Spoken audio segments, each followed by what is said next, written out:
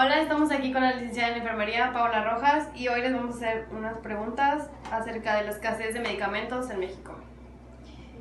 Como primera pregunta, ¿por qué hay escasez de medicamentos? Porque el presupuesto que se tenía destinado a la Secretaría de Salud para la compra de medicamentos ha sido saqueado por los cargos de cada uno de los directores de cada rubro, de cada secretaría, y por eso hay desabasto de medicamentos. Se ha utilizado ese presupuesto para cubrir otros costos en otras áreas y por consiguiente pues no cubren este, la compra de los medicamentos. Okay.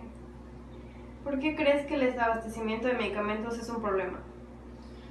Es un problema, primero, pues para la población, porque no hay hasta lo más básico que sería vacunas, que es de primer nivel, la atención de primer nivel en cuanto a la vacunación es la más importante, es el primer eslabón, y es importante para también para cubrir los demás padecimientos de la población, como cáncer, como diabetes, incluso hasta medicamentos básicos para una cirugía. A veces anestesias no hay, entonces es muy importante el desabasto, porque no hay como cubre. ¿Podemos evitar la mortalidad infantil de alguna forma? Sí, yendo a chequeos. Con los menores al nacer se les realiza el tamiz neonatal, el tamiz, el básico que otorga el Seguro Social.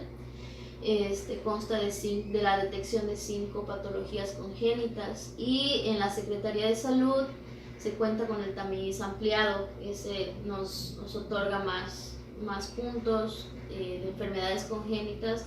Ese sería el primordial: llevar a los menores a los chequeos, llevar a los menores a sus controles de crecimiento, y ante el mayor signo o síntoma de alguna enfermedad acudir a sus chequeos. Es lo primordial para evitar la mortalidad. ¿Cómo le afecta el desabasto de medicamentos como equipo, o sea, por ejemplo, como el equipo necesario para realizar algo a usted como enfermera? Porque a veces en los hospitales no hay ni siquiera lo más básico, como una torunda de algodón. A veces no hay ni siquiera vendas, no hay gasas. En una situación de emergencia no tenemos material con que llevar a cabo nuestros procedimientos. A veces no hay ni siquiera, por ejemplo, alcohol, o sea, lo más básico. Eso afecta mucho porque recae en nosotros entonces la responsabilidad de una mala atención. A veces el paciente se queda con esa impresión de que no lo pudimos ayudar porque no hay material para ayudarlo. Entonces la culpa recae en nosotros porque no pudimos llevar a cabo ese proceso y el paciente se tuvo que trasladar a otro lugar. A veces cuando nos traen pacientes de emergencia con situaciones muy graves, pues no tenemos material para poder sacar su problema de salud. Entonces es muy grave porque si te estás muriendo y no hay material para cubrir otros costos en otras áreas, y por consiguiente pues no cubren este, la compra de los medicamentos. Okay.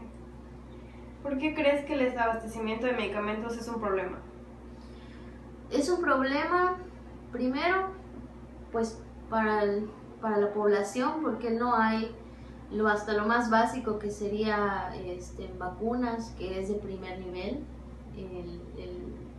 La atención de primer nivel en cuanto a la vacunación es la más importante, es el primer eslabón, y es importante para también para cubrir los demás padecimientos de la población, como cáncer, como diabetes, incluso hasta medicamentos básicos para una cirugía. A veces anestesias no hay, entonces es muy importante el desabasto, porque no hay cómo cubres esa necesidad con tus pacientes. Hasta lo más básico a veces no hay. ¿Hay alguna solución para arreglar el problema?